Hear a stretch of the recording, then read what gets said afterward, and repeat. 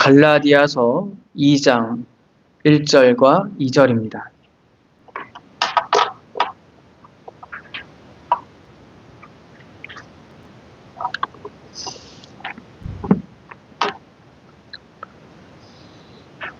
(14년) 후에 내가 바나바와 함께 디도를 데리고 다시 예루살렘에 올라갔나니 계시를 따라 올라가 내가 이방 가운데서 전파하는 복음을 그들에게 제시하되 유력한 자들에게 사사로이 한 것은 내가 다름질하는 것이나 다름질한 것이 헛되지 않게 하려 함이라. 아멘. 예. 바울은 갈라디아서 1장 11절과 12절에서 내가 받은 복음은 사람에게서 받은 것이 아니라 예수 그리스도의 계시로 말미암았다고 하였습니다. 이후 바울은 자신이 유대교에 있었던 삶과 다메섹 도상에서 하나님의 부르심으로 예수를 하나님으로 알게 된 삶을 통하여서 그리고 자신이 받은 소명을 통하여서 복음의 독립성과 복음의 정당성을 변호하고 설명하였습니다. 바울은 자신이 받은 소명에 따라서 이방인에게 복음을 전함으로 자신이 전한 복음의 정당성을 입증하였습니다. 회심과 소명을 받은 후 바울은 3년 동안 사도들을 만나지 않고 단지 15일이라는 짧은 기간, 그리고 단 2사람 베드로와 야고보의 형제 외에는 다른 사도를 만나지 않았다는 말로써, 또한 유대 교회들과는 접촉하지 않았다는 말로써 자신이 전한 복음의 독립성을 입증하였습니다. 이 갈라디아서 1장 11절부터 시작되는 이 예수 그리스도의 계시로 말미암았다는 이 복음의 기원과 더불어 나타난 바울의 삶은 2장까지 이어진다라고 말할 수 있습니다. 바울은 갈라디아서 2장에서 다시 예루살렘에 올라간 일에 대해서 말을 합니다. 1절부터 10절입니다. 그리고 이후 바울은 갈라디아서 2장 11절부터 21절까지 안디옥에 있었던 일에 대해서 말을 합니다. 이렇게 본다면 갈라디아서 2장은 갈라디아서 1장 11절부터 이어지는 내용인 동시에 갈라디아서 2장은 두 부분으로 나눠지게 되는데 1절부터 10절 예루살렘에 있었던 일, 그리고 11절부터 21절 안디옥의 개바가 일어났던 일로 나누어 볼 수 있을 것입니다. 갈라디아서 2장 1절에서 10절은 다시 두 부분으로 나누어서 설명할 수 있는데 1절부터 5절까지와 6절부터 10절까지입니다. 갈라디아서 2장 1절부터 5절은 바울이 헬라인 디도를 데리고 예루살렘에 올라갔던 이야기를 말을 하고 있고, 그 내용으로서는 이방인 디도에게 할례를 받지 않도록 예루살렘에 있었던 유력한 자들, 즉 사도들이나 혹은 교회의 지도자들이 아무 말도 하지 않았다는 사실입니다. 이후 6절부터 10절에서는 바울이 예루살렘에서 유력한 자들과 함께 만났던 이야기로서 그 예루살렘의 유력한 자들, 즉 사도들이나 혹은 당시에 유대 기독교의 종교 지도자들은 바울의 복음에 아무것도 더하지 않았다는 말입니다. 우리는 이 중에서 2장 1절부터 5절 가운데 1절과 2절을 살펴볼 것입니다. 오늘 본문에서 우리는 바울이 처음 예루살렘에 올라갔을 때와 다른 내용들이 있다라는 것을 발견하게 됩니다. 1장 18절에 바울은 3년 만에 게바를 방문하려고 예루살렘에 올라갔다라고 말을 할 때 자세한 내용을 말을 하고 있지 않습니다. 왜 게바를 만나러 예루살렘에 올라갔는지, 그리고 게바를 만나서 무슨 얘기를 했는지 1장 18절에는 아무런 언급이 되어 있지 않습니다. 단지 개화와 15일만 머물렀다라는 짧은 언급만 있을 뿐이죠. 반면에 오늘 우리가 읽은 본문에서 바울은 14년 후에 자신이 예루살렘에 갔는데 같이 동행한 사람을 언급합니다. 바로 유대인 그리스도인인 바나바와 헬라인 그리스도인 디도와 함께 예루살렘에 올라갔다라고 말을 하고 있습니다. 그리고 동시에 오늘 본문에 보면 예루살렘에 올라간 동기에 대해서도 말을 합니다. 계시를 따라서 올라갔다라고 말합니다. 그리고 예루살렘에 올라가서 유력한 자들, 즉 당시의 사도들이나 종교 지도자들에게 한 내용도 말을 하고 있습니다. 복음을 제시하였다라고 말을 하고 있죠. 그리고 그 이유에 대해서도, 그 목적에 대해서도 말을 합니다. 그것은 자신이 전했던 복음 전파가 헛되지 않도록 하기 위해서였다라고 바울은 말을 하고 있습니다. 이처럼 오늘 본문에서 그래서 이런 내용들을 간단하게 요약한다면 이렇게 말할 수 있을 것 같습니다. 이방인들 가운데 복음을 전파했던 바울은 그 복음 전파가 헛되게 되지 않도록 다시 예루살렘에 올라가서 유력한 자들에게 복음을 제시하였다. 이를 통해서 우리가 생각해 볼 수 있는 내용은 복음 전파와 관련하여서 교회가 연합하여야 하는데 그것은 하나의 복음에 의해서 가능하다라는 것을 보게 될 것입니다.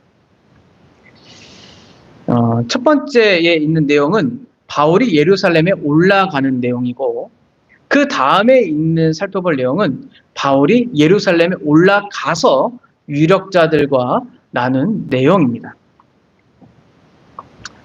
자, 오늘 본문에 보면 바울이 14년 후에 디도를 데리고 다시 예루살렘에 올라갔다라고 말을 하고 있습니다. 이 말이 생각보다 학자들 사이에서는 매우 어려운 말입니다. 여러분 제가 처음에 갈라디아서를 이제 설교하기 시작했을 때 여러분 갈라디아서가 언제 쓰여져 있을 것 같나요? 라는 질문을 했습니다. 이 질문에 대해서 이 질문과 더불어서 답을 하고 이해되는 것이 2장 1절에 있는 내용입니다. 이 복잡하게 설명하면 좀 어렵겠죠? 이게 제가 좀 이렇게 해야 하는데 제가 생각하면서 너무 어려우면 이제 전반부에 힘을 빼면 나중에 어려우니까 조금 간단하게 생각하면 두 가지의 견해가 있어요.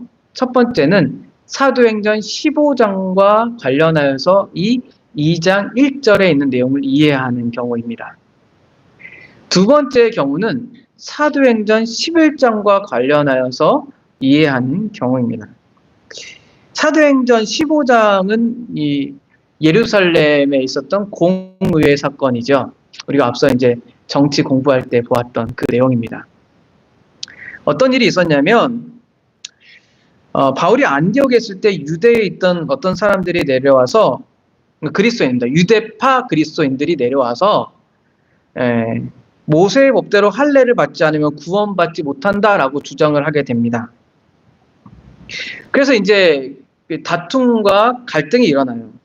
이 주장으로 인해서. 그래서 안디옥 교회는 이 소식을 해결하기 위해서 바울과 바나바를 예루살렘에 보냅니다. 그리고 이제 이 안디옥 교회를 대표해서 온 바나바와 바울은 이 다툼의 문제를 이제 얘기를 하고 결국 그 공의회를 통하여서 결론은 어떤 결론이 나오냐면 믿음으로 복음을 받아들인 자는 모세의 율법을 지키거나 지키지 않거나 차별이 없다라는 결론을 내리게 됩니다.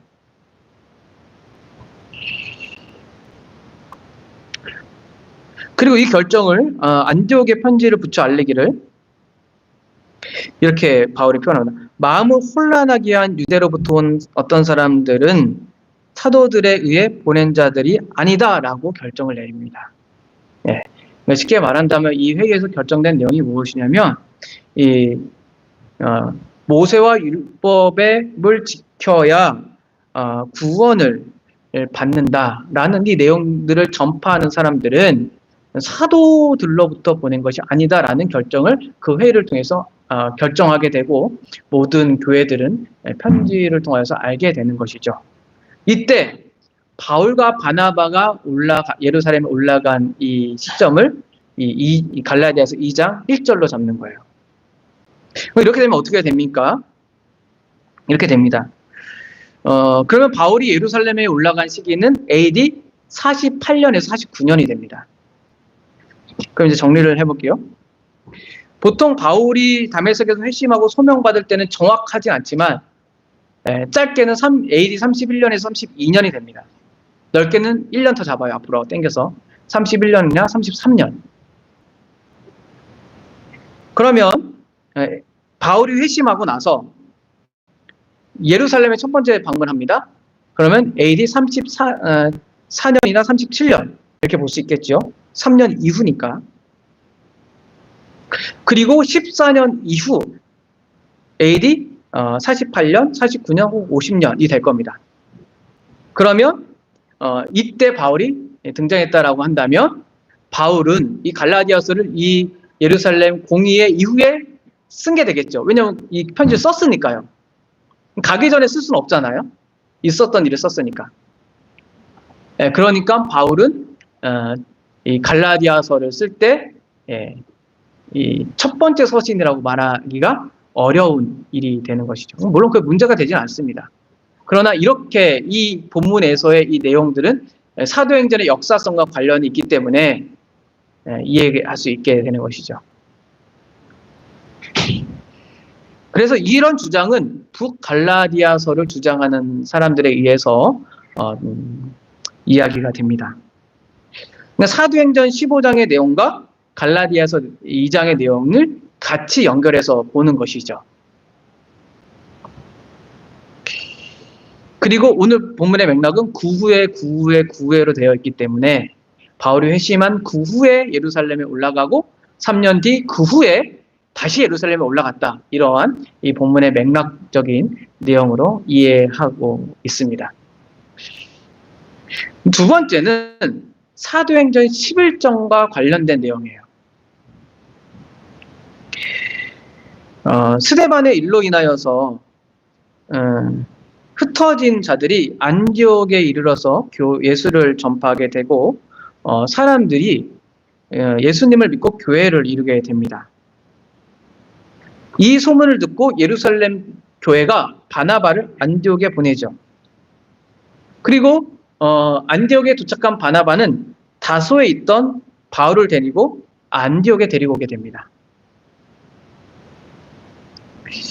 이렇게 해서 바울과 바나바는 안디옥에 머물게 되죠. 함께. 그리고 거기서 함께 주의 말씀을 가르칩니다. 교회에. 근데 그때 그 선지자, 지금 여기서 선지자는 계시를 전달하는 사람이잖아요. 여러분 생각해 보세요. 계시가 완성되지 않았습니다. 아직. 우리는 계시가 종결된 시대에 살아요. 계시가 완성되지 않았기 때문에 당시에 선지자가 있을 수 있습니다. 그렇게 이해하시면 되겠습니다. 지금은 선지자가 없어요. 선지자적인 일을 하는 것뿐이지 말씀을 근거해서 지금은 선지자가 없어요. 사도도 없습니다. 당시의 초대교회 상황을 얘기하는 겁니다. 그래서 이 선지자 중에 아가보라는 사람이 성령에 따라서 예언을 합니다. 큰 흉년이 있을 것이다. 그래서 안디옥에 있던 이 사람들은 바울과 바나바를 유대에 있는 사람들에게 보냅니다. 부조를 보내기 위해서 보내는 것이죠. 그래서 바울과 바나바는 예루살렘에 올라가게 됩니다. 그럼 바울은 이때 예루살렘에 두 번째 올라가는 것이 되는 것이죠. 그리고 오늘 말씀에 따라서 계시를 따라라는 말도 잘 설명할 수가 있게 됩니다. 그런데 이제 문제는 이 갈라디아에서의 맥락을 이해할 때 문제가 생깁니다. 왜냐면 바울이 그 후에라는 말은 예루살렘에 올라가고 수리아 길르기아 간 이후에라고 생각할 수 있는데 여기서 이러한 사도행전 11장과 관련해서 갈라디아서를 이해하는 사람들은 여기에 그 후에는 바울의 회심 이후다라고 이제 말을 합니다. 그럼 어떻게 되죠? 바울의 회심이 32년에서 33년이라고 본다면, 혹은 31년까지 본다면, 14년이니까, 35년에서 37년이 되겠죠. 근데 역사적 정하고 맞아떨어져요. 이런 주장을 하는 사람들은 주로 낭갈라디아서를 주장하는 사람입니다. 왜냐면 예루살렘 공의회를 가기 전에 결정했거든요. 그리고 이제 본문의 근거에서 여기 보십시오. 2절에 보면 유력한 자들과 사사로, 공식적으로 만나지 않았어요. 사사로이 개인적으로 만났다는 말입니다. 이 말에 근거해서 이제 이들은 이렇게 설명을 합니다. 그리고 이 낭갈라디아설, 즉 사도행전 11장과 관련해서 얘기하는 사람들은 예루살렘 공의회 이후에 과연 갈라디아 교회의 사람들이 할례를 봄같이 요구할 수 있었을까라는 질문도 합니다. 하여튼 여러분은 어떻게 생각하나요? 이제 제가 조금 더 설명을 했습니다. 처음에 제가 갈라디아서 강해를 시작하면서 여러분 갈라디아서가 언제 기록된 것 같습니까? 사도행전을 근거로 해서 이렇게 하면 이제 사실은 참 어려운 질문입니다. 사실은. 예. 예루살렘 공회가 시작된 15장 이전에 기록된 것 같습니까? 아니면 15장 이후에 기록된 것 같습니까? 그럼 여러분 이것이 왜 필요하냐면 본문에 있는 맥락을 이해하는데 큰 의미가 바뀌진 않아요. 북갈라디아서를 택하든 남갈라디아서를 택하든 사도행전 15장과 관련해서 본문을 읽든 사도행전 11장과 관련해서 본문을 읽든 크게 본문을 이해하는 데 있어서 그 의미는 다르지 않습니다. 그러나 갈라디아서를 이해할 때 배경적인 게 완전 달라지지요.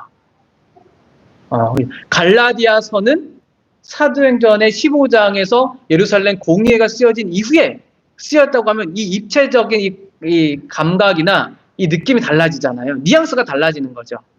근데 예루살렘 공의회 전에 쓰였다고 한다면 혼란스러운 시대 가운데 이런 일이 발생했구나라고 배경적 이해가 달라지는 것이죠. 그러니까 결정되고 혼란된 일이 일어났는지 아니면 교회가 공적인 회의가 결정되지 않고 이런 일들이 일어나는지에 대한 이 감이 달라지는 거죠. 그래서 이게 입체감이 좀 달라집니다. 여러분은 어떤 것 같나요? 뭐가 좀 더 설득력 있는 것 같아요? 네. 생각해 보시고 알려드렸으니까 한번 가만히 이런 건 이제 눈을 감고 집에 가서 지금은 좀 어렵고 말씀을 듣고 가만히 당시의 상황 속에서 쭉 들어가 봐야 됩니다. 그랬지? 바울이 그랬겠지? 그래서 이런 일이 일어났겠지? 하고 생각해 보면 되게 생생하게 이 갈라디아 편지가 드러나게 됩니다. 아무튼 중요한 내용은 무엇이냐면 이 14년 이후에 여기서 중요한 건 바울과 바나바가 함께 예루살렘에 갔는데 디도를 데리고 갔다는 내용입니다. 이게 정말 중요한 내용이에요. 별거 아닌 것 같지만 이 바울이 괜히 기록하진 않았을 거예요. 네. 여러분 참고로 알고 계십시오. 네. 당시에 파피루스가 생각보다 비쌌습니다. 편지를 이렇게 썼을 때 바울이 괜히 한두 글자를 괜히 넣지는 않았을 거예요. 네. 이게 왜 중요한지에 대해서 말씀해 보겠습니다. 등장인물을 좀 생각해 보는 게 좋겠죠. 바나바는 누구입니까?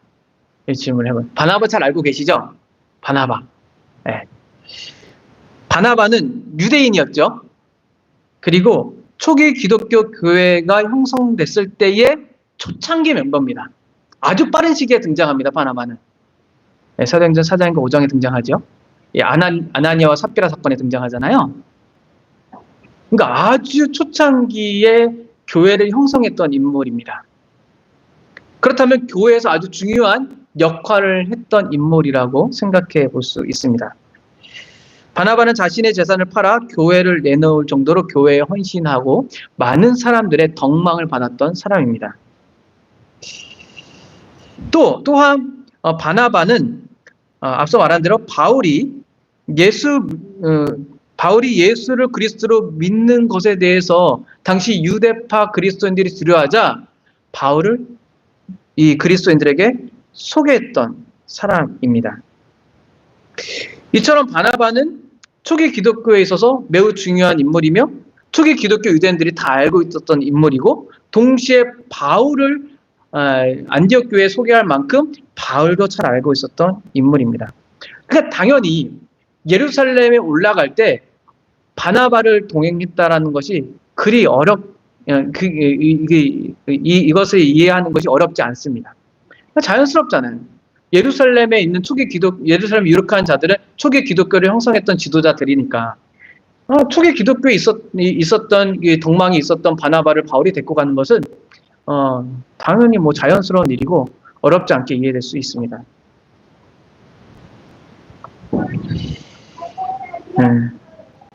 그런데 이제 질문은 디도를 왜 데리고 갔을까라는 질문입니다. 디도를 왜 데리고 갔을까요? 바울이 쓴 편지에 디도서 있잖아요. 그 편지를 받은 사람이 디도 아닙니까? 디도를 왜 데리고 갔을까? 물론 디도도 나중에 보면 고린도 후서를 보면 디도 이름이 아주 많이 등장합니다. 그러니까 디도는 고린도 교회와 당시에 이제 이방 지역의 교회를 세울 때 중요한 역할을 했던 것이 분명합니다. 심지어 편지까지 바울이 썼으니까 세워진 교회를 위해서 아주 중요한 가르침들을 전달했겠죠. 그런데 디도는 유대인이 아니라 헬라인이었습니다. 굳이 헬라인인 디도가 예루살렘에 갈 이유가 있었을까요?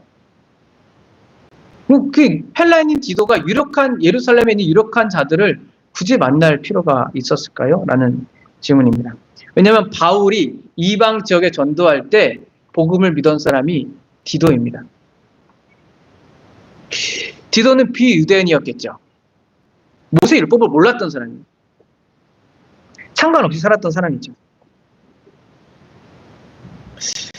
근데 초기 기독교 당시에 그렇게 중요한 역할을 하지 않았던 이 디도를 바울이 예루살렘의 유력자들을 만나려고 갈 때 동행했다는 이 이유를 찾기가 쉽지 않습니다. 아마도 할례의 문제였던 것 같습니다. 3절에 있죠. 헬라인 디도는 억지로 할례를 받지 않게 하였다. 즉 바울은 디도를 동행함으로써 할례를 받지 않아도 모세의 법을 따르지 않아도 그리스도인이 될 수 있다는 것을 나타내려고 했던 것 같습니다. 특별히 디도를 동행했던 이유에 대해서 당시 기독교의 상황을 조금 생각해보면 좋을 것 같아요. 앞서 말씀드렸지만 사도행전 15장이나 당시에 생각을 해보면 유대파 기독교인들이 있었어요. 유대인으로서 예수를 하나님의 아들로 믿고 그리스도를 받아들인 사람들이 모여서 교회를 이룬 사람들이 있었고, 바울이 이방에 복음을 전하기 시작했잖아요. 그러니까 이방인으로서 모세 율법 몰라요.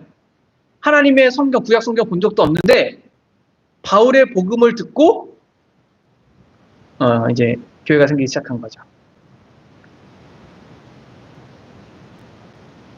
그럼 생각해 보십시다.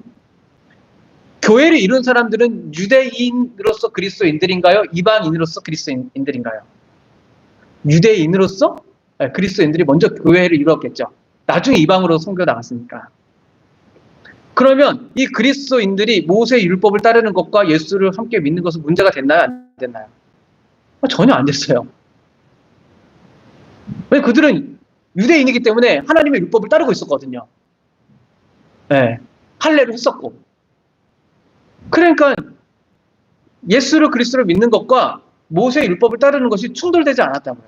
그런데 이방인들에게 이제 복음을 전하기 시작했습니다. 이방인들이 할례를 받았어요? 안 받았어요? 안 받았어요. 모세의 율법을 그들이 알아요? 몰라요? 잘 몰라요. 그럼 어떻게 됩니까? 구원에 대한, 복음에 대한 논의가 다툼이 생겨나는 거야. 서로 다른 의견들이. 아니, 유대인으로 싸우는데 하나님의, 그러니까 복음을 믿고 예수를, 그리스도를 믿는다는 건 뭐예요? 하나님의 백성이 된다는 말이잖아요. 그 유대인의 배경은 뭐예요? 구약부터 이루어져 있는 하나님의 백성에 대한 개념이 있는 거잖아요. 이방인들은 어때요? 그런 개념이 없다고요. 근데 바울은 막 복음을 전하는 거예요. 모세 율법과 상관없다. 구원받는 것은 복음으로만 된다. 아니, 그래? 하나님 백성이 되는 건데 그게 맞는 거야? 일이 이제 일어나겠죠. 갈등과 다툼이 일어나겠죠. 그러니까 바울이 전한 복음이 맞는지 안 맞는지 혼란이 일어나겠죠. 당시의 상황이.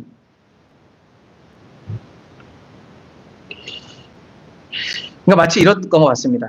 이거는 이제 갈라디아서잖아요. 그러니까 갈라디아 교회에서 다른 복음을 전하는 자들은 마치 유대파 그리스도인들이 가르쳤던 것 같이 율법과 모세 율법과 할례를 해야 한다라고 복음에 덧붙였던 거예요. 그러니까 갈라디아 교회가 흔들리는 상황이 되니까 바울은 이전에 있었던 일을 끄집어내서 복음이 무엇이고 어떤 의미에서 다른 복음이고 내가 믿는 복음이 정당하고 독립적인지를 이 바나바, 디도와 함께 자신이 예루살렘에 갔다라는 것으로 입증하고 있는 것이죠. 생각해 보세요. 초기 기독교인 중에서 아주 유력했던 바나바, 초기 기독교 공동체와 전혀 상관없이 바울의 복음을 듣고 이방인 중에 복음을 받아들였던 디도, 할례를 안 받았던 디도, 할례를 받았던 바나바, 그리고 그 가운데 있는 바울, 유대인이자 동시에 하나님의 모세 율법을 잘 따랐던 바울이 이방인에게 모세 율법 따르지 않고 할례 받지 않아도 예수 믿으면 하나님의 백성 될 수 있다고 전했던 바울. 이 세 명이 같이 예루살렘의 유력한 자들, 유력하다, 유명한다는 말이에요. 당시에 초대 기독교 공동체 안에서 가장 큰 영향력을 미칠 수 있었던 지도자들을 만나러 갔다. 그리고 그들과 만나는 것이 아무 문제가 없었다. 라는 것은 갈라디아 교회 성도들이 있어서 어떤 생각이 들었을까요?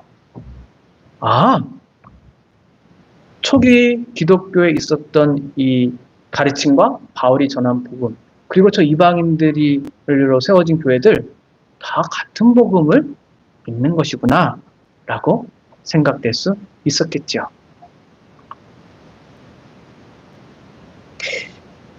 유대인이든 이방인이든 복음을 믿는 데 있어서는 차별이 없다라는 것입니다. 바울은 로마서에서 이렇게 말을 하죠. 내가 복음을 부끄러워하지 아니하노니 이 복음은 모든 믿는 자에게 구원을 주시는 하나님의 능력이 됨이라. 들어보세요. 먼저는 유대인에게요. 다음에 헬라인에게로다. 이건 무슨 말이에요? 차별이 있다라는 거예요? 없다라는 말이에요? 차별이 없다라고 이해한 게 성경을 잘 읽는 거겠죠.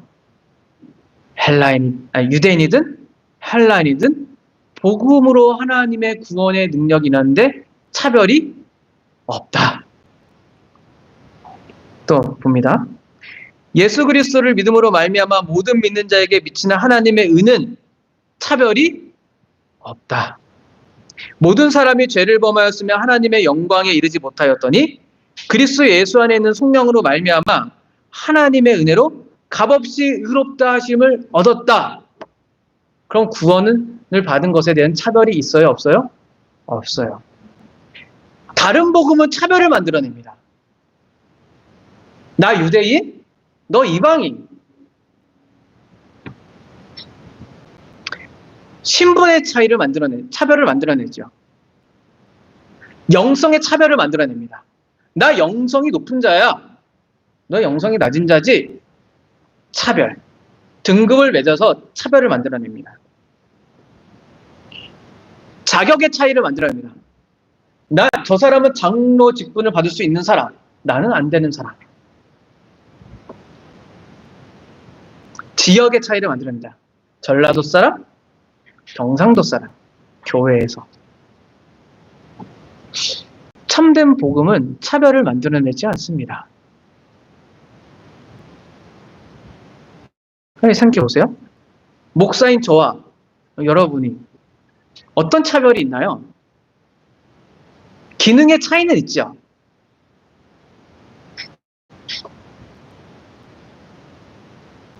차별이 없어요, 복음에는. 여기 새로 오셨지만, 일단 이게 교회에 오셨지만, 이분하고 우리하고 차별이 있습니까? 복음으로? 없어요. 저 옆에 있는 교회에 다닌 성도와 우리와 복음을 믿는 사람으로서 차별이 있습니까? 없죠. 그러나 차이는 있습니다. 차이는 있죠. 성경에 대한 지식의 차이가 있고, 기도를 하는 것에 대한 차이도 있고, 남자 여자 차이도 있고, 그 전라도와 경상도의 차이도 있고, 차이점이 차별이 돼서는 안 되는 거죠. 복음은 차이점을 인정하지만 차별을 이렇게 만들어내진 않습니다. 근데 가만히 보면 교회에서는 그 차이점을 가지고 차별을 만들어내요. 제가 다르다는 말을 많이 여기서 한다고 그러더라고요. 근데 생각해 보세요. 다르다는 말이 어떤 의미인가?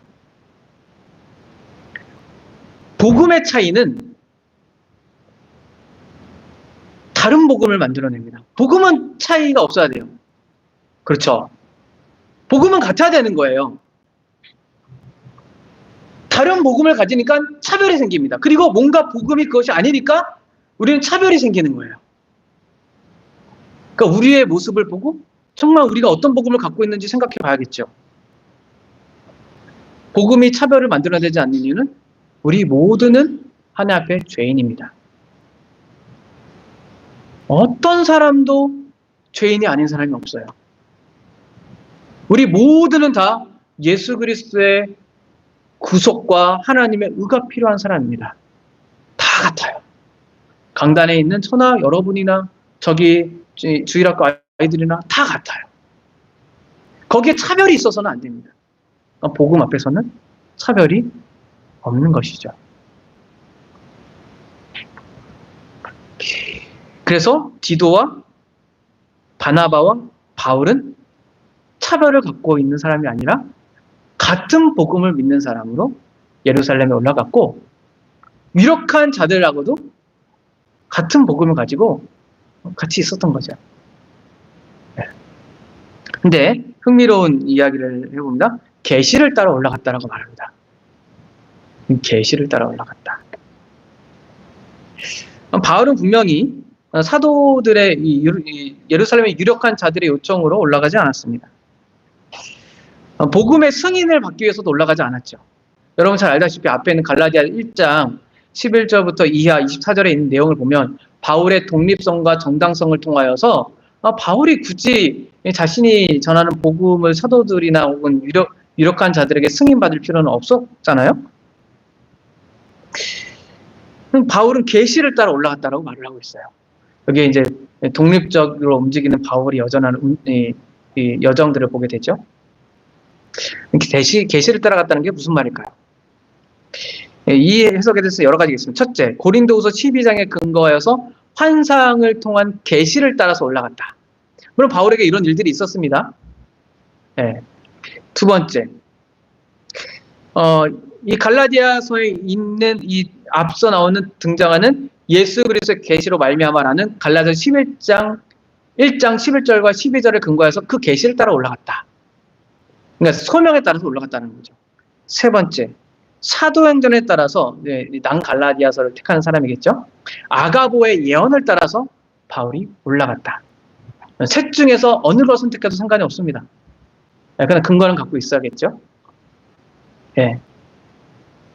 이 모든 해석은 가능합니다. 근데 이것을 취한에 따라서 그 다음에 해석들이나 이해는 달라지겠죠. 여러분 어떤 게 가장 마음에 끌리세요? 첫 번째, 환상을 통한 계시다. 두 번째, 이 갈라디아서에 앞서 있는 맥락에 따라서 예수 그리스도로 말미암은 계시다. 세 번째, 사도행전의 역사적 배경을 따라서 아가보의 예언을 따른 계시다. 어떤 것 같나요? 네.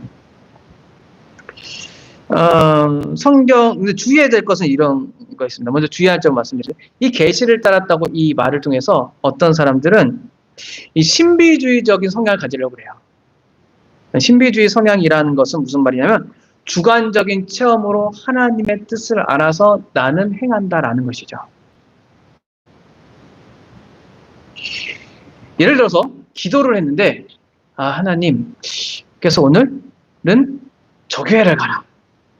오늘은 저 교회를 쭉 가라. 기도를 하면서 저 교회가 있는 것이 하나님의 뜻이다. 맞아. 이렇게 생각하고 혹은 어떤 일이 일어났습니다. 기도를 막 합니다. 오늘 공부를 해야 돼. 공부한 느낌을 주셨어. 공부를 합니다. 공부가 잘 돼요. 이거 하나님의 뜻이야. 이렇게 합니다. 안 돼. 이거 하나님의 뜻이 아니야. 기도 다시 합니다. 오늘은 공부를 싫어하는 거구나. 하나님의 뜻이야. 역시 계시를 잘 따르고 있어. 이거 아니라는 거죠. 그런 신비적인 경험을 배제하는 건 아니에요. 신비적인 경험과 체험은 늘 우리 가운데 있습니다. 여러분 잘 생각해 보세요. 신비적인 신앙을 추구하는 것과 신비적인 신앙의 체험을 갖는다는 것은 같은 말로 받아들이는 거는 안 됩니다. 계시를 쫓아라는 말은 우리는 어떻게 이해하나요? 하나님의 말씀을 쫓았다. 이렇게 말을 해요. 한 학자가 바울의 체험을 신비적이라고 말할 수 있지만 그에게 신비적인 신학은 발견할 수 없다. 신비적인 체험과 신비적인 신앙의 체계를 갖는 것은 전혀 다른 거예요. 바울은 자신의 체험을 근거하였습니다. 그러나 신앙은 뭘로 근거하였죠? 다메섹 도성에 만난 예수가 하나님의 아들이란 사실, 그리고 하나님의 구원 경륜이 예수를 통하여서 다 이루었던 사실에 근거하여서 자신의 신앙과 여정을 꾸려나갔단 말이에요. 생각해 보세요, 여러분. 성령에 따라서 환상과 계시도 그 예수 그리스도를 근거한 그 복음에서 벗어나지 않았다고요. 그래서 저는 제가 이해하는 말을 설명해 드리겠습니다. 바울은 이 성령에 의해서 나타난 계시인 아가보의 예언을 따라서 부조하기 위해서 예루살렘에 올라갔을 것이라고 생각합니다. 바울은 이것을 지금 계시를 따라라고 표현하고 있어요. 지금 이것은 사도행전의 맥락이 아니라 갈라디아 교회에 보내는 편지입니다. 그러니까 바울은 여기서 강조하고 싶은 건 뭐냐면 나는 사도들의 요청이나 사도들의 권위 아래에 있는 것이 아니라 하나님의 말씀을 따라서 예루살렘에 올라갔다는 것을 오늘 편지의 맥락에서 나타내고 있는 거죠. 이건 사도행전의 맥락이 아니니까요. 즉 무엇이냐면 자신은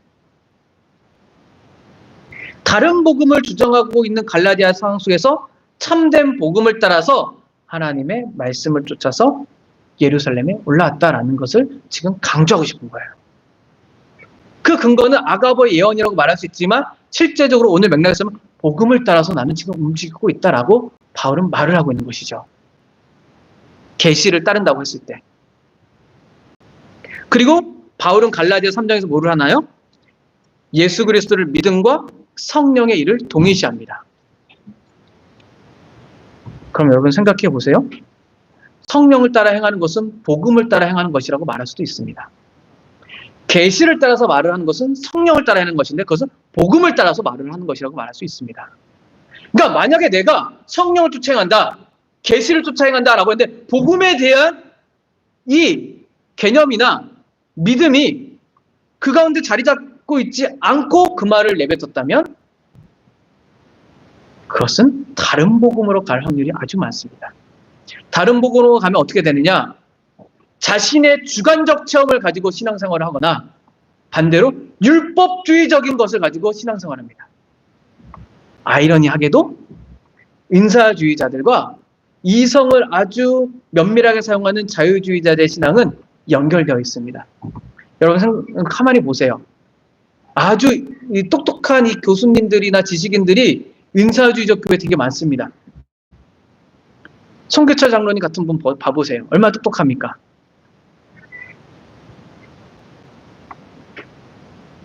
가만히 생각해 보시라고요.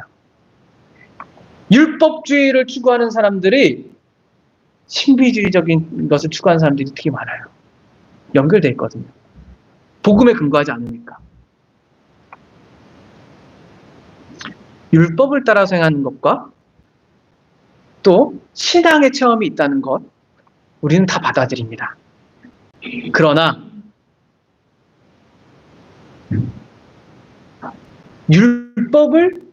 율법주의적으로 가거나 신비주의적으로 가지는 않습니다. 복음은.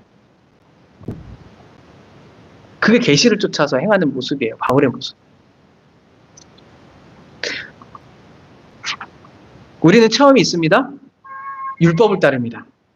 그러나 체험에 근거 두지 않고 율법에 근거 두지 않습니다. 어디에 근거를 두죠? 복음에.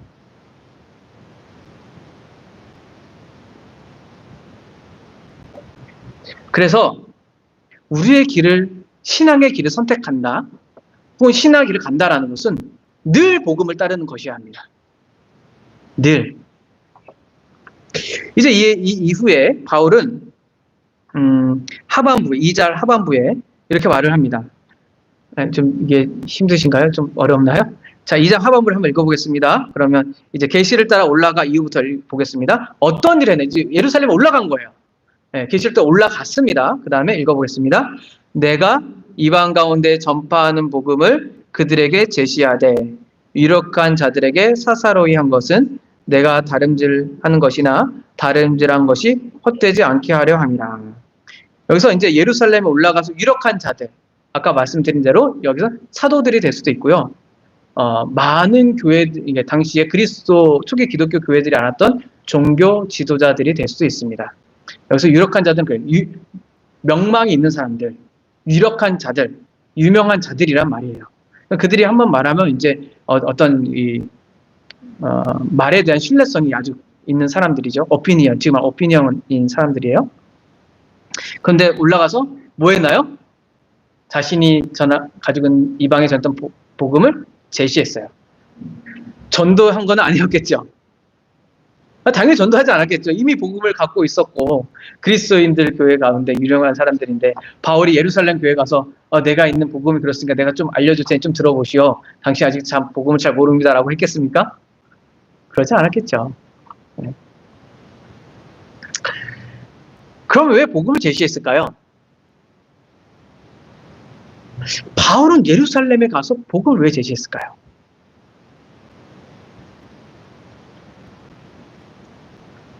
그리고 앞서 1장에서 바울이 예루살렘에 올랐을 때 복음 제시했다는 그런 말이 없어요. 내가 전한 복음이 이겁니다라고 이게 보여줬다는 거잖아요. 왜 보여줬을까요?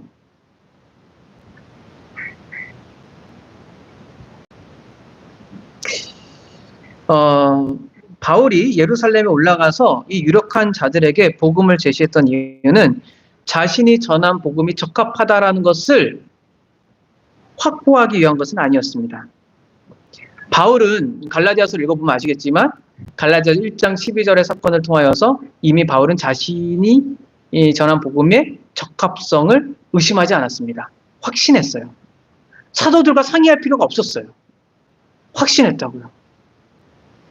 그리고 자신이 이방의 복음을 전해야 될 정당성도 확보했어요. 왜냐하면 하나님께 소명받았거든요. 의심하지 않았어요. 14년 동안 의심하지 않았어요.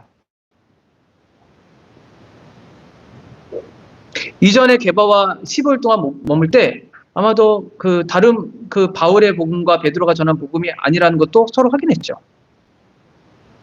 근데 바울은 그것을 어떤 사람의 권위 아래 자신의 복음을 두기 위해서 한 일이 아니었어요. 만남이 아니었어요. 그렇다면 바울이 왜 복음을 이 유력한 자들에게 제시했을까요? 보여줬을까요? 나 이렇게 복음을 전하고 있다. 마치 보고하는 것처럼 좀 제시하고 있잖아요. 왜 그랬을까요? 그 이유는 그 다음 구절에 나오죠. 내가 다름질을 하는 것이나 다름질한 것이 헛되지 않게 하려 함이라. 이 말이에요. 그 이유입니다. 제시한 이유. 바울은 지금까지 전했던 복음에 대해서 신뢰성을 더하기 위해서 지금 유력한 자들에게 복음을 제시한 거예요. 이 신뢰성이라는 것은 무엇이냐면 복음을 전하는 데 있어서 효용성을 위한 신뢰성입니다. 자기의 복음의 적합성을 확인하기 위한 것이 아니라 복음 전파에 있어서 내가 전한 복음이 믿을만하다라는 것을 확보하기 위해서 지금 제시한 거죠. 맥락이 다른 맥락이에요. 자, 생각해 볼게요. 갈라디아 교회의 상황 다시 한번 생각해 봅시다. 갈라디아 교회는 어떤 상황이었죠? 다른 복음이 전해지고 있는 상황. 그러면 다른 복음이 전해지는 상황 속에서 바울이 전한 참된 복음은 어떻게 됐죠? 의심이 있고 저 복음이 참된 복음이 맞나라고 생각했던 상황이었습니다. 그런데 이때 내가 유력한 자들에게 복음을 제시하는데 그것이 다르지 않다라고 하는 이 예루살렘에 있었던 종교 지도자들의 신뢰성을 갖게 된다면 갈라디아에 있는 사람들은 어떤 생각이 들까요? 아, 바울의 복음 틀린 거 아니야. 확인하게 되겠죠. 신뢰를 갖게 되겠죠. 그리고 이방의 복음을 전할 때 예루살렘에 있었던 교회에 있었던 복음과 바울이 전한 이 이방인들의 복음이 다르지 않대라고 한다면 어떻게 되겠습니까? 복음 전파가 더 확실하고 의심하지 않게 되겠죠. 그러니까 복음 전파를 위해서 바울은 그 복음의 신뢰성을 해야 했던 것이에요. 자신을 위해서가 아니라 복음 전파를 위해서. 그리고 교회의 어려운 상황을 해결하기 위해서 이 신뢰성이 확보되었던 것입니다. 그러니까 바울은 사도의 권위 안에 들어가는 것이 아니라 지금 복음 전파와 교회 연합을 위해서 이 복음의 신뢰성을 확보해야 했던 것입니다. 여러분 생각해 보세요. 바울이 전한 복음과 예루살렘에 있었던 그 유력한 자들이 주장했던 복음이 다른다면 이방인에게 복음을 전하는 바울의 사역이 어떻게 되겠어요? 자꾸 가로막겠죠. 아, 예루살렘에 있는 저 사람들은 이 바울이 말한 것과 다르다고 하더라. 우리가 어떻게 바울의 말을 받아들이겠냐? 어떤 사람이 아니야, 바울의 말이 맞아.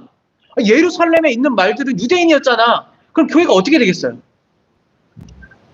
난리 나겠죠. 한 교회에서 다른 의견들이 있고 다른 복음이 있고 막 뒤죽박죽이겠죠. 바울이 어떻게 한 거예요? 아, 그러면 안 되겠다, 교회가. 교회가 하나가 돼야지. 그 복음이 전파돼야지. 하나님 소명을 받았는데 복음이 하나가 되기 위해서 들어간 거예요. 사도의 신뢰성을 확보하기 위해서 제시한 거죠.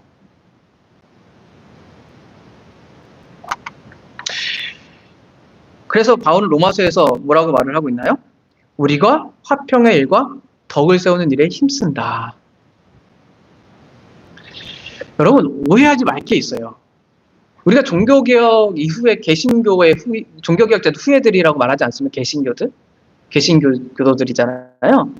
네, 로마 카톨릭 교도들이 아니고 개신교도들이잖아요. 사람들이 종교개혁자들을 분파주의라고 하는 경우가 되게 많아요.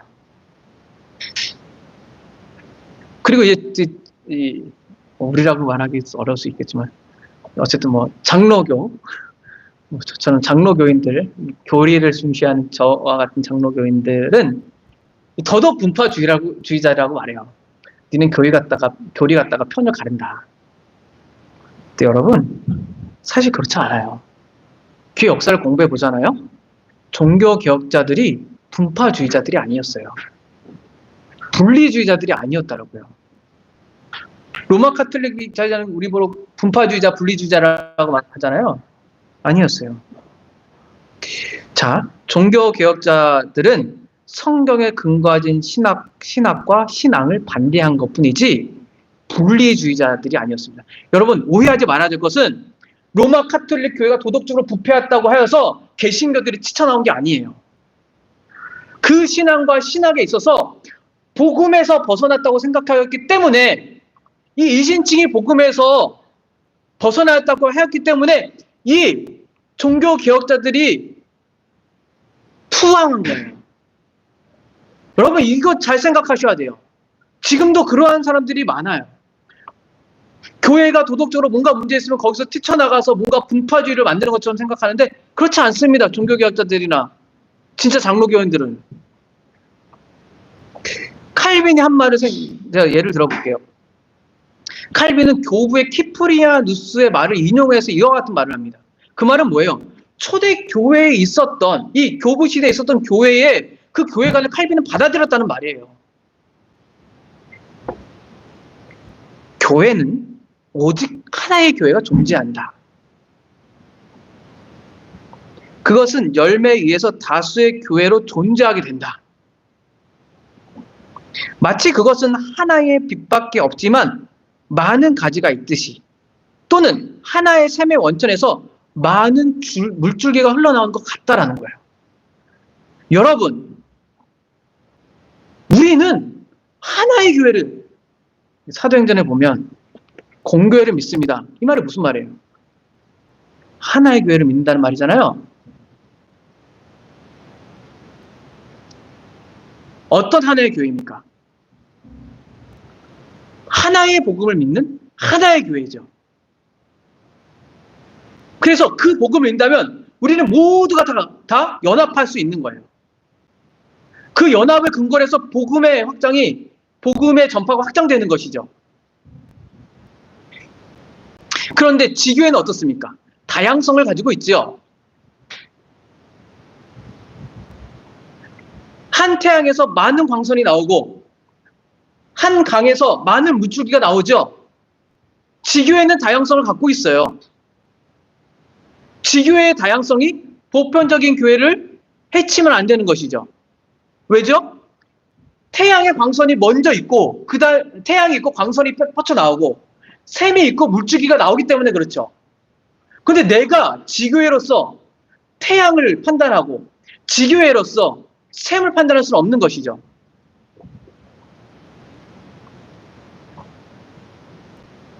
칼빈은 교회가 찢겨지는 것이 그리스도의 몸이 찢겨진다라고 생각했어요. 아파했단 말이에요. 교회가 찢겨지는 건 아픈 일이에요. 괜찮은 일이 아니라고요. 왜냐하면 복음을 따라서 신앙하는 사람들은 분파주의자들이 아니기 때문에 그래요. 분리주의자들이 아닙니다. 오해하지 마십시오. 저 분리주의자 아닙니다. 우리는 18세기의 휘필드의 신앙을 따르지만 웨슬리를 배제하지 않아요. 우리 교회는 지교회지만 타 교회나 타 교단을 배척하지 않습니다. 그들이 참된 복음을 갖고 있다면. 저는 장로교의 신앙의 자부심을 갖고 있지만 웨슬리의 신앙에 대해서도 배제하지 않아요.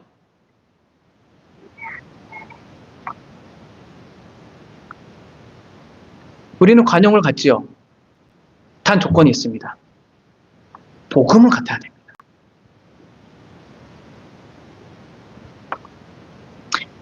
복음에 훼손되지 않아야 합니다. 이게 조건입니다. 그래야 하나의 교회가 됩니다. 복음과 복음에 따른 교훈, 교리라고 할게요. 이해하기 편하게. 복음과 복음에 따른 교리에 근거여서 관용하고 포용합니다. 이게 우리의 신앙입니다. 종교개혁자들의 신앙이고 장로교인들의 신앙입니다. 그들이 그렇게 피를 흘리고 목숨을 버렸던 것은 이 복음 때문이었던 거예요. 복음의 선명성과 복음의 명령성과 타협할 수 없는 복음의 진리 때문에 그들이 피를 흘리고 교회를 그렇게 로마 카톨릭으로부터 나왔던 거예요. 그것이 아니라면, 비본질적인 거라면 정말 아픈 일이죠. 정말 아프지 않습니까?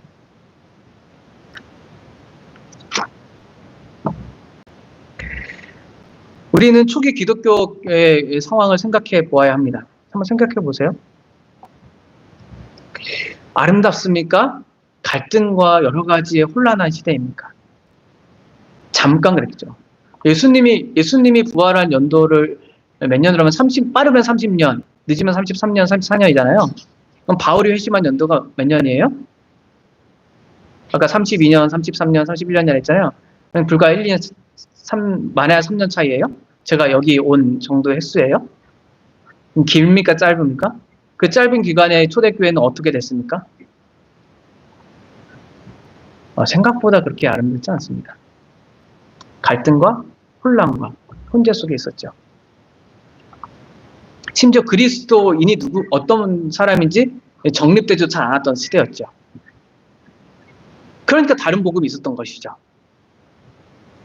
다른 복음이 아니라는 것을 바울은 이 복음 선교의 차원과 복음 전파의 차원에서 그렇게 정리해야 했던 것이죠. 그러니까 예루살렘에 올라갔습니다. 교회를 세우기 위해서, 교회를 연합하기 위해서, 복음을 전파하기 위해서. 교회 안에 다른 생각이 있을 수 있습니다. 교회마다 다른 생각이 있을 수 있고요.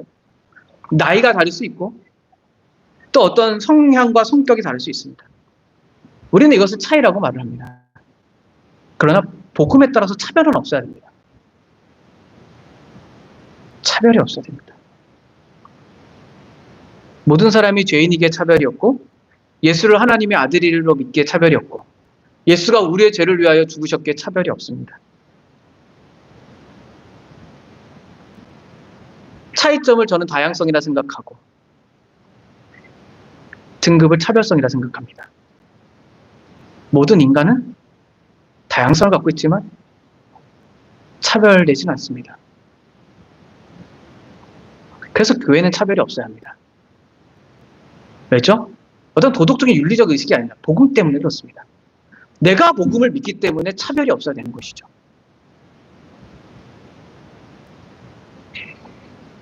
그러면 차별이 없으려면 어떻게 해야 됩니까? 복음 때문이라면 복음을 분명하고 선명하게 알아야겠죠. 믿어야겠죠. 저는 그렇게 생각합니다. 그래서 저는 그렇게 목회를 배웠고 교회가 그렇게 세워져야 된다고 우리 선생님으로부터 배워왔습니다.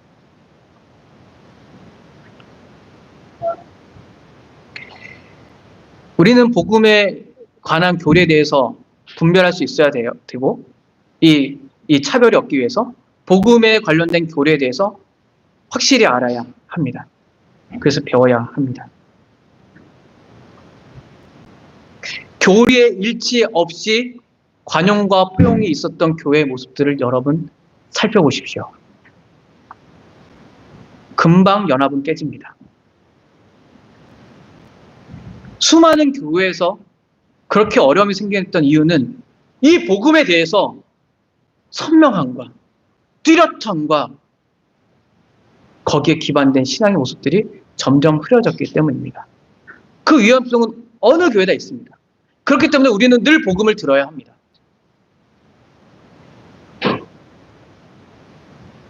교회의 분열은 상처를 주고 아픔을 겪게 합니다. 그런데 더 슬픈 것은 그 분열이 어떤 이유 때문에 일어나는지 모른다면 더 슬픈 일입니다. 그건 목사가 아는 게 아니고 여기 앉아있는 모든 사람들이 다 알아야 되는 내용입니다.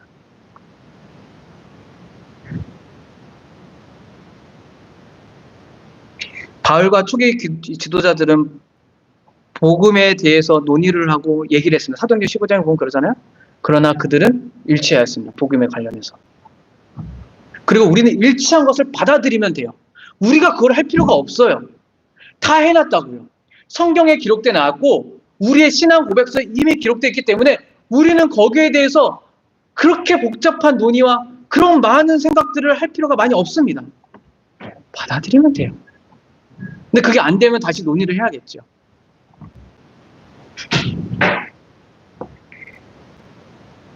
그것이 바로 교회를 세우는 일이고 연합하는 일이고 전도하는 일입니다. 이 기초가 되지 않는다면 교회 연합은 되지 않고 복음의 전파는 어려워질 것입니다. 여러분, 우리가 왜 사람들이 많아요. 교회는 하나가 돼야 된다를 듣습니다. 근데 저희 교회만 말하는 게 아닙니다. 오해될까봐 많이 얘기해서 전에 교회도 많이 들었습니다. 왜 그래야 됩니까? 라는 질문을 하면 이렇게 대답합니다. 교회니까요. 그게 무슨 말입니까? 교회니까 그래야 된다 생각하는 거죠. 그럼 또 질문해요. 교회는 왜 하나가 돼야 합니까? 교회는 그래야 되는 거 아닌가요? 왜요? 그 질문의 답은 복음 때문입니다.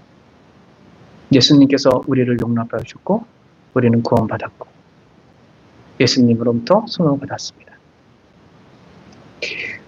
복음이 우리 교회를 세워나가고 복음이 연합하게 하고 복음이 이 세상에 땅끝까지 전파하게 할 것입니다. 예, 기도하겠습니다. 거룩하신 하나님, 어렵고 힘든 갈등의 상황 속에서 복음의 희미한 속에서 바울은 복음을 전파하기 위해서 복음의 신뢰성을 확보하기 위해서 예루살렘에 올라갔습니다. 그리고 갈라디아 교인들에게 그것을 말했습니다.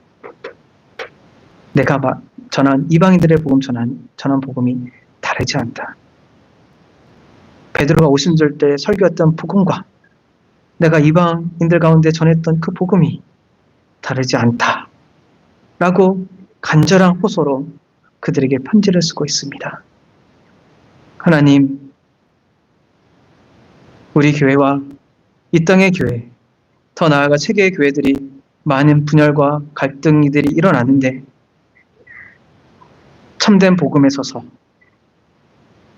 단순히 교회란 이름으로 연합하는 것이 아니라 참된 복음과 복음의 교훈에 서서 하나님의 말씀을 굳게 세우며 이 죄 많은 세상 가운데 이 하나님의 놀라운 일들을 전하게 하여 주시옵소서. 예수 그리스도의 이름으로 기도합니다. 아멘.